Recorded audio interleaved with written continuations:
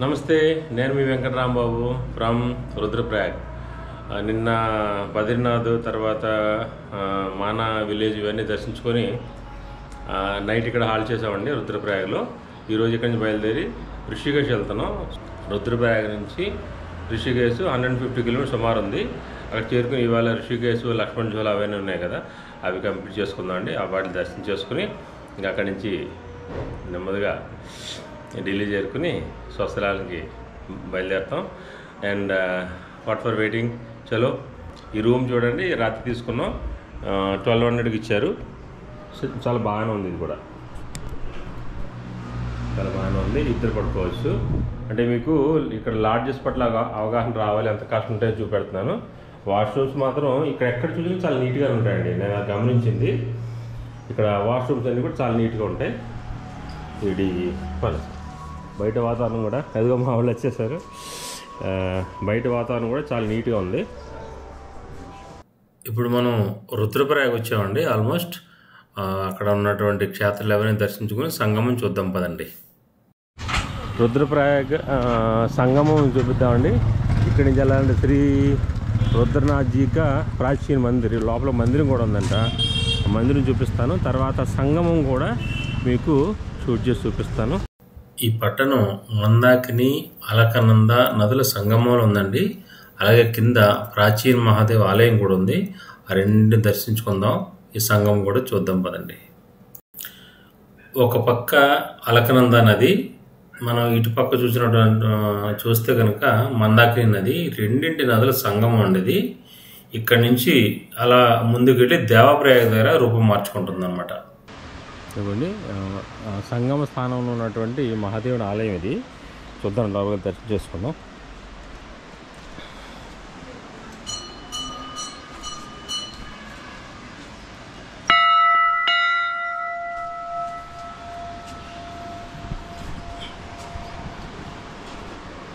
చూడండి, ఇంకా క్లియర్గా చూడండి. ఇది అలకనంద నది అనమాట.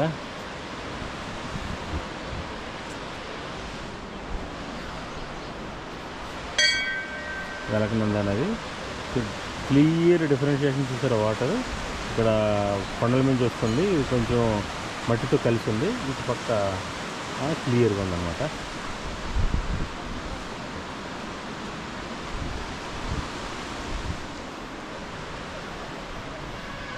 ఇప్పుడు మందాకిని నది చూద్దాం రండి. ఇదిగో ఇటు పక్కగా ఉన్నదని మందాకిని నది అనమాట. రెండు సంగమం ఇది. ఇటు పక్కన చూస్తుంది, రెండు కలిసిన సంగమ స్థానం ఇది.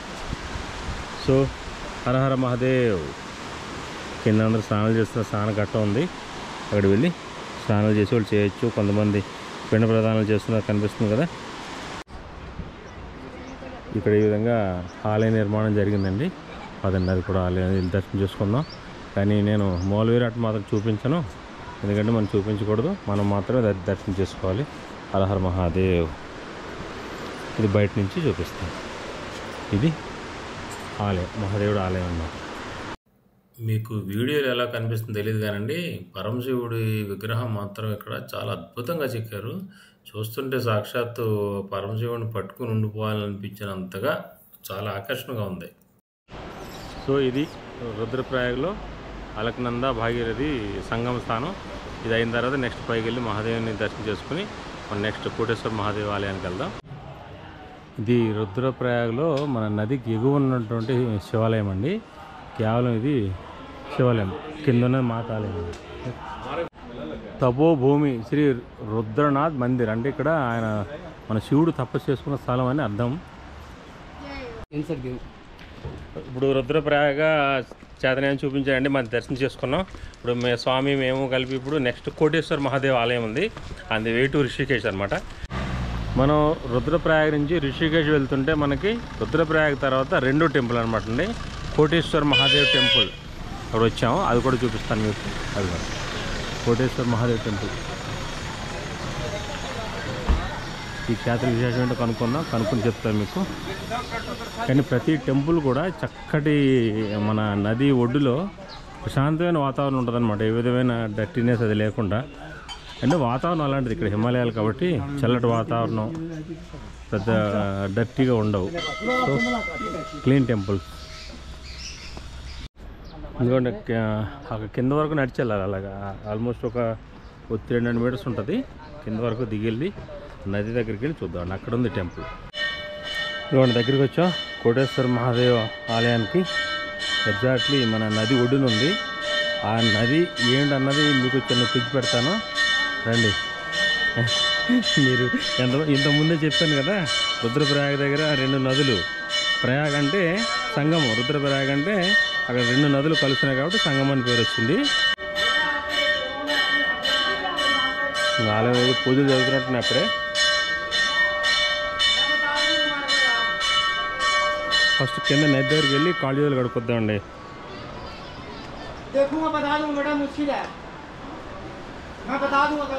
ఇంకా అందరూ నడవాలి.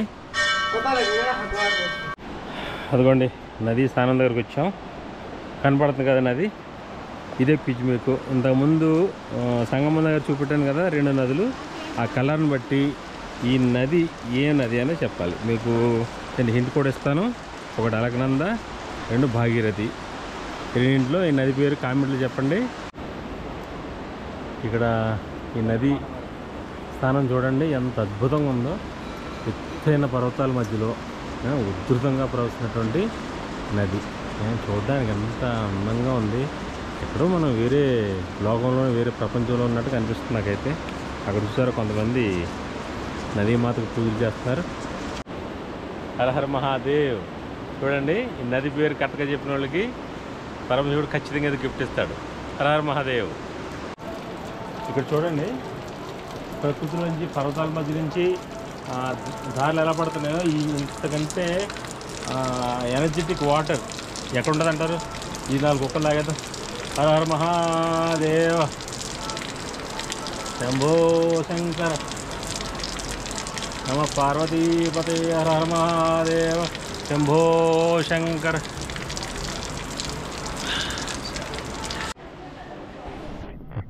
అతను లోపలికి వెళ్దాం. లోపల తీనివారు అనుకోండి, కానీ ఆలయ ప్రాంగణం చూపెడతాను మీకు. ఇది ఆలయ ప్రాంగణం. లోపలేదు ఇక్కడైతే. बोलिए क्या बोलना चाहते हैं? इस क्षेत्र के कोटेश्वर नाम जी, कोटेश्वर महादेव का नाम क्यों है? शिवाजी क्यों बोलते? यहाँ पे जो है पूर्व काल में कलयुग से पहले स्कंद पुराण केदारखंड में इसका वर्णन आया है कि तत्र कोटीश्वरम लिंगम भुक्ति मुक्ति प्रदायकम तत्र मुक्ता परा विप्रो कोटीश्वर ब्रह्म राक्षसा। तो भगवान शंकर ने उनको यहाँ पे दर्शन दिया। तो भगवान शंकर से उन्होंने 2 वरदान मांगे। एक तो हमें जो है राक्षस योनि से मुक्ति दीजिए।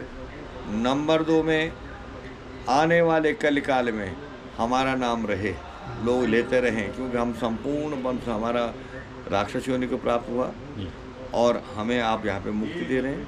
तो अब आने वाले समय में हमारे वंश में तो कोई नहीं रहेगा जी। तो भगवान शंकर ने कहा ठीक है, मैं आज जो है आपको यहाँ पे मुक्ति दे करके आप लोगों के नाम से कोटीश्वर महादेव के रूप में यहाँ पे विराजमान हो जाऊंगा, यहाँ पे निवास करूंगा और भक्तों की इच्छा पूर्ण करूंगा। आप लोगों का नाम कलयुग में बहुत विस्तृत रूप से क्या होगा, आएगा। हाँ, धन्यवाद। अच्छा, ये नदी का नाम अलकनंदा है, ये विष्णुपति है, ये बद्रीनाथ से आती है। अच्छा जी। और ये जो है यही जो है आगे देवप्रयाग में भागीरथी के साथ में मिल करके गंगा जी का स्वरूप धारण करती है। वहाँ से गंगा जी का स्वरूप धारण है, वहाँ तक जो है ये अलकनंदा है जी। अच्छी बात है। देवप्रयाग से। థ్యాంక్ యూ మహారాజ్, ధన్యవాదాలు. విన్నారు కదా స్వామి చెప్పింది. ఇప్పుడు మనకి రుద్రప్రయాగలో కూడా సంగమం ఉంది, కానీ అక్కడ గంగా అని పిలువబడదు. సంగమం తర్వాత అక్కడి నుంచి ఒక 60 కిలోమీటర్ల తర్వాత మనకి దేవప్రయాగ వస్తుంది. దేవప్రయాగలో మరొక సంఘం ఉంది.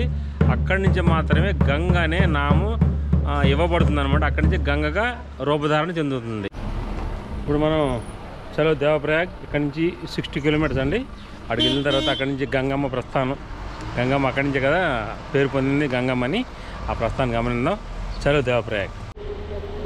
ఈ రివర్ సైడ్ అయిన హోటల్కి వచ్చామండి. ఇంకా దేవప్రయాగ్ రాలేదు, బట్ టైం అప్పుడు 1:30 అయింది. టెంపరేచర్ ఎంత ఉందనుకుంటున్నారు? ఇప్పుడు 36-37 డిగ్రీస్ ఉందండి టెంపరేచర్. నైట్ అయితే ఒక మినిమం 5 డిగ్రీ 6 డిగ్రీస్కి వెళ్ళిపోతుంది హై ఆల్టిట్యూడ్లో. కిందకు వస్తే మాత్రం మన లోకల్ టెంపరేచర్ ఇలా ఉంటుందన్నమాట. ఓకే, చూద్దాం. ఇక్కడ భోజనం చేసి నెక్స్ట్ దేవప్రయాగ బయలుదేరదాం. టెంపరేచర్ మామూలు లేదండి, ఇక్కడ 37 డిగ్రీస్ ఉంది ఇప్పుడు. అది నిన్న సాయంత్రం పైన ఏమో 4 డిగ్రీస్ ఉంది. ఇక్కడంతా ఎక్స్ట్రీమ్ లెవెల్ కండిషన్స్. చార్ధామ్కి వచ్చే వాళ్ళందరూ కూడా ఇది గుర్తుపెట్టుకోవాలి. చలి ఉండదని అనుకోవద్దు, వేడి ఉండదని అనుకోవద్దు, రెండింటిని తట్టుకునేట్టుగా ఇక్కడ రావాలి చార్ధామ్ వచ్చే వాళ్ళందరూ కూడా. ఓకే, ఇది నదికి ఇంకో పక్కన చూడండి, ఇంకో పక్క వచ్చి చేస్తున్నారు ఇప్పుడు క్లియర్గా. ఇటు పక్క నుంచి అలకనంద, ఒక పక్క ఇంకొక పక్క నుంచి భాగీరథి, రెండు ఎంత క్లియర్ కలిసినా చూడండి. అది కాదు, ఇంకా ఇక్కడ నుంచి ఈ ఏదైతే మడ్ కలర్ ఉందో అక్కడి నుంచి గంగా నది, దట్ ఈస్ రైట్. మళ్ళీ ఒకసారి వెనక్కి వస్తే చూడండి, అది అక్కడ చాలామంది స్నానాలు చేస్తున్నారు ఫ్రెష్ వాటర్ దగ్గర. ఆ దూరం కనబడుతుంది సరే, అది సెంట్రల్ సంస్కృత్ యూనివర్సిటీ. ఎంత పెద్ద బిల్డింగ్ ఉంది చూడండి ఈ గంగా నది ఒడ్డున. టైం 6 అయిందండి. రామ్జోలా దగ్గరకు వచ్చాం. అందరూ గంగా హారతి కోసం వెయిట్ చేస్తున్నారు. అదిగో మీకు ముందు దూరంగా కనిపిస్తున్నటువంటి జోలా అంటే వంతెన, అది రామ్జోలా. జానకి జోలా చూపిస్తారండి. రండి, దూరం కనిపిస్తుంది కదా, అది జానకి జోలా అంట. ఇక్కడ 2 కిలోమీటర్ దూరం లక్ష్మణ్ జోలా. గంగా హారతికి ఏర్పాట్లన్నీ జరిగినాయి. పూలు అగరబత్తీలు అన్నీ పెట్టించారు. మరి ఎప్పుడు స్టార్ట్ అవుతుందో వెయిట్ చేద్దాం. భక్తులందరూ వెయిటింగ్ గంగా హారతి కోసం. आदरणीय श्री रमा वल्लभ भट्ट जी भी उपस्थित है इस कार्यक्रम में, आपका भी बहुत बहुत स्वागत और अभिनंदन करते हैं। नेता के साथ साथ బోట్ బయలుదేరుతుందండి. బోట్లోకి వెళ్ళి అక్కడి నుంచి చూద్దాం హారతి. संस्कृति को यहाँ के रीति जहाँ की विश्व ఇప్పుడు మేము అవతల ఒడ్డుకి వెళ్తామండి బోట్లో అక్కడ మళ్ళీ దర్శనం చేసుకుని మళ్ళీ ఇక్కడికి వస్తాం అనమాట. ఇదో రివర్ రాఫ్టింగ్ వాళ్ళు వీళ్ళందరూ పిక్నిక్ వచ్చినట్టుగా వీళ్ళందరూ రివర్ రాఫ్టింగ్ చేస్తూ ఉంటారు. ఇంకా ముందు కూడా చాలా ఉన్నాయి. గంగా దర్శన్ యువతల ఒడ్డుకు వచ్చామండి. చూద్దాం యువతల పక్కన ఎలా ఉందో.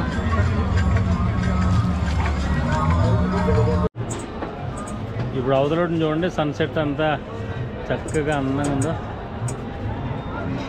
అన్నీ కూడా ఒడ్డున ఒకటి కాదు, ఒకటే చోట కాదు, చాలా చోట్ల గంగా దర్శనం జరుగుతుంది. బాబా కాళీ అని చెప్పేసి కూడా ఒక ఆశ్రమం ఉందండి. ఇప్పుడు మందిరం శ్రీ గంగా ఆయుర్వేద స్టోర్. ఓకే, ఇప్పుడు రామ్ జోలా మీదుగా వెళ్ళాలని అనుకుంటున్నాం. చూడండి రామ్ జోలా మీద నడుస్తున్నాం. వెనకాల బుర్రలు కనిపిస్తున్నాయి కదా, రామ్ జోలా, లక్ష్మణ్ జోలా అంటే వంతెన. జోలా అంటే ఇందులో వంతెన. వంతెన మీదకి వెళ్తున్నాం గంగా నది మీద. ఇదొక కొత్త అనుభూతి.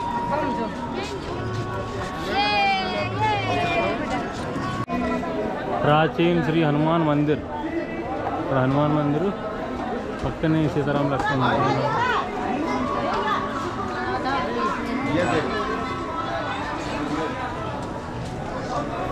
అక్యురేట్. ఫైనల్గా యాత్ర కంప్లీట్ అయిందండి. రిషికేశ్ వచ్చాము అన్నీ చూసుకుంటా. హోటల్ యాక్యురేట్కి వచ్చాం.